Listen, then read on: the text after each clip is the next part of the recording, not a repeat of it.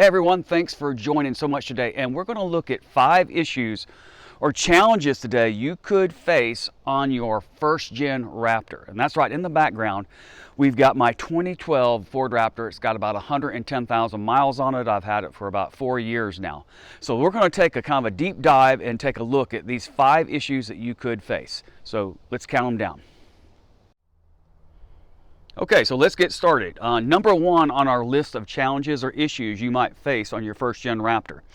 Well, it has to do with the truck failing to start, and mine surfaced at first when I was trying to do my remote start with my key, and it would not work. I thought, well, maybe my battery's bad in the key. Replaced that and still continued to have problems. I started researching it and found out there is actually a problem with the fuel pump fuse. Now, in fact, there is a kit available from Ford that gives you everything that you need to do to relocate this fuse to block 70. If you look in this box, it's on top of your radiator, there's going to be a fuse 27, and if you look at it and you see that it's starting to melt, you've got an issue and you need to have it done. In fact, if you have a 2010 through 2014, you just need to go ahead and do it. So what happens is that basically it's relocated to a bigger fuse block from one of these small ones to one of these big ones here on block 70. In fact, that comes with a little sticker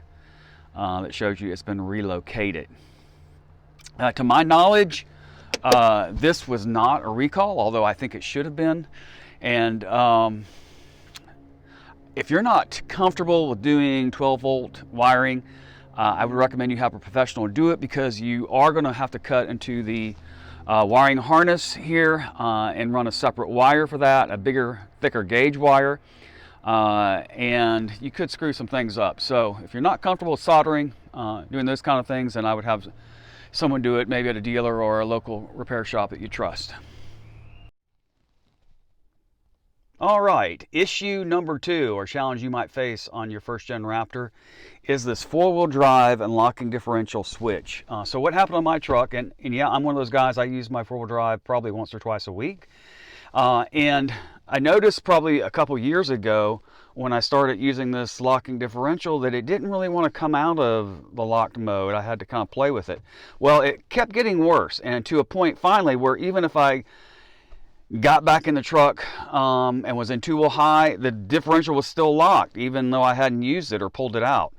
So I had to start pushing on it, banging on the switch to get it to go out of it, because you can't drive the truck on the pavement with locked differentials. You know, it's going to cause some big problems for you. Fortunately, the truck will, and once you exceed 20 miles an hour, even with them locked, it will unlock them. But as soon as you slow back down, it will lock them back. So it is kind of a big problem. My recommendation is to probably go ahead and replace the switch just out of maintenance.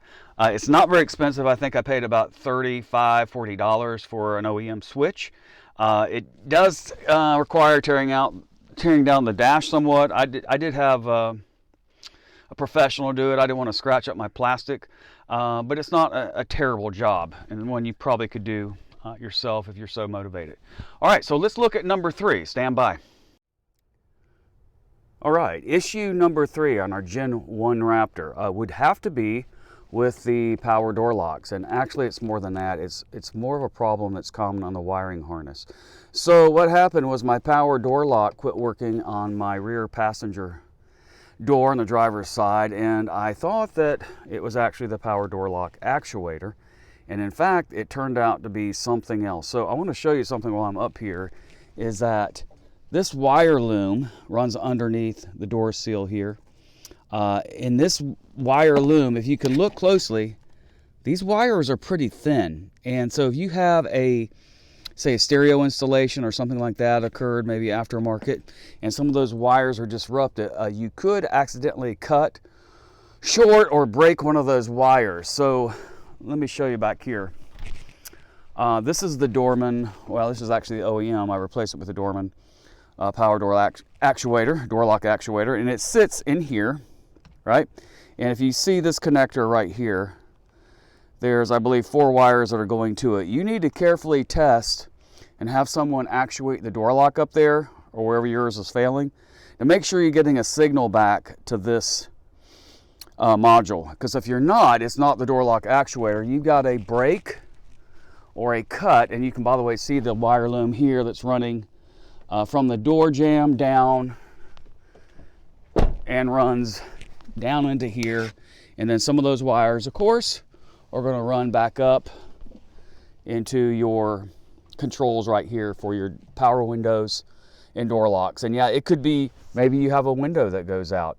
Don't assume on these trucks that it's the motor. It could be a wire, and these wires are known to be fragile, that have gotten crimped, broken,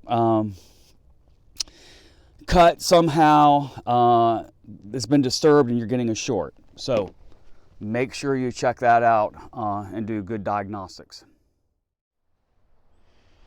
Okay, so let's take a look at item number 4, and this is not really a big issue. It's really just more of a maintenance issue or challenge you might not be aware of. These trucks have rebuildable shocks, and they do wear out. In fact, they might wear out faster than regular shocks, especially if you're doing some serious off-roading. This truck has 110,000 miles on it right now. These shocks were probably worn out at around 90 or 85,000, and I just was kind of oblivious to it and kept on going. Because with these high performance shocks, it's not like the old shocks of old where you bounce up and down on the bumper and, you know, it goes up and down 2 or 3 times like they did back in the day. So what I did is I contacted a couple shops here locally and found out who did the best job from my Raptor forum, and ended up going with a group out of North Carolina. Now, one of the challenges is that when you have to send these shocks into them, most of them don't have a core program, I've noticed. So your truck's going to be down. So what I did, I didn't want to have my truck down with shocks torn off sitting, you know, on blocks, is I just went and bought a full set of front and rear Fox shocks off eBay for about $300, and I sent them into the shop to be rebuilt. It took them about a week and a half to get those back to me. Once I got them back, I put these on, and then I just sold my original ones back on eBay for about $300. So that would be my recommendation there. But it's one of the common themes I've run into when I talk to people with other Raptors is they're running worn out shocks basically, and they really don't know it. One of the things that I noticed was that my front end, especially with these heavier Mickey Thompson heavy ply tires, is that my front end started bouncing around on the road when I hit like ripples, and like really almost lost control a couple times, and it kind of caught me off guard. So rebuild your shocks, guys.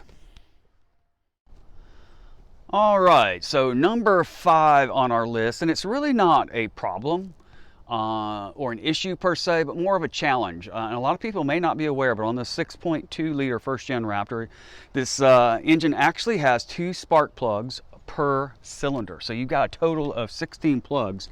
And when you look from the top, you don't really see that because you only see 4 wires going down on each side, so it's not really evident. Now, that said, this truck has been really good on plugs. It's not worn them out fast or anything like that unusual. So just be aware, you're going to spend about twice as much to change the spark plugs, and if you're a do-it-yourselfer, maybe twice as hard. Anyway, that wraps up everything on the Ford Raptor. This one is, of course, a 2012 first gen. Next video, we're going to do a long-term review, and the next one after that, we're going to look at some of the modifications that I've made to this. This is Marcus Shell, and hey guys, if you enjoyed the content today, please like and subscribe. And if you have any comments on your Raptor and issues you've run into, please note them. Thanks so much. But wait, there's more. I've got a little problem with the plastic trim piece here. And this is probably true on other F-150s as well, but especially on this Gen 1 Raptor. As when you slide off the seat, your butt ends up grabbing this and breaking the little tabs that are in here. It has some clips. They're not very sturdy. This is actually the second one that I bought, and it lasted, I don't know, about a month. So what I did is I took some little trim screws that I had. These are pretty coarse thread actually, and they worked real well. I imagine you could probably use a sheet metal screw like this one here.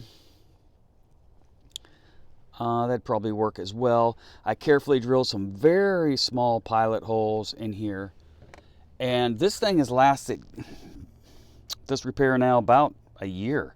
So I'm going to call that a win. So let me know your comments. Thanks for watching.